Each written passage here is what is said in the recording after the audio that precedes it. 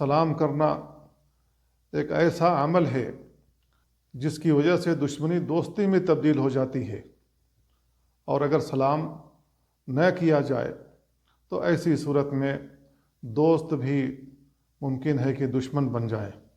نبی کریم صلی اللہ علیہ وسلم جب ہجرت کر کے مدینہ آئے تو آپ نے اپنی سوسائٹی کی بنیاد اللہ کے دین پر رکھی، اور اللہ کے دین میں سے سلام کرنا بھی ہے۔ عبداللہ بن سلام رضی اللہ تعالیٰ عنہ بیان کرتے ہیں، لما قدم النبی صلی اللہ علیہ وسلم الی المدینہ، نبی کریم صلی اللہ علیہ وسلم جب مدینہ آئے تو جلدی جلدی لوگ آپ کے پاس آ گئے۔ فما رأیت وجہہ علمت انہ لیس بوجہ کذاب، جب میری نظر آگ کے اوپر پڑی ہے تو میں سمجھ گیا کہ یہ کسی جھوٹے کا چہرہ نہیں ہو سکتا۔ فسمعتہ یقول، میں نے آپ سے کہتے ہوئے سنا، ایھا الناس افشوا السلام، اے لوگو سلام پھیلاؤ، یعنی لوگوں سے سلام کیا کرو۔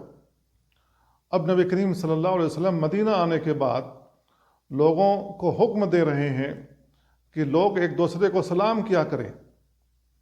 اس سے اس کی اہمیت کا اندازہ ہوتا ہے۔ کیوں؟ اس لیے کہ جب لوگ ایک دوسرے سے سلام کریں گے تو خیریت بھی پوچھ لیں گے، حال چال بھی دریافت کر لیں گے، اور ان سے معلومات بھی حاصل کر لیں گے، کوئی پریشانی ہوگی اس کو دور کرنے کا سبب بھی بنیں گے۔ تو میرے بھائیوں، سلام میں بڑی خیر و برکت ہے۔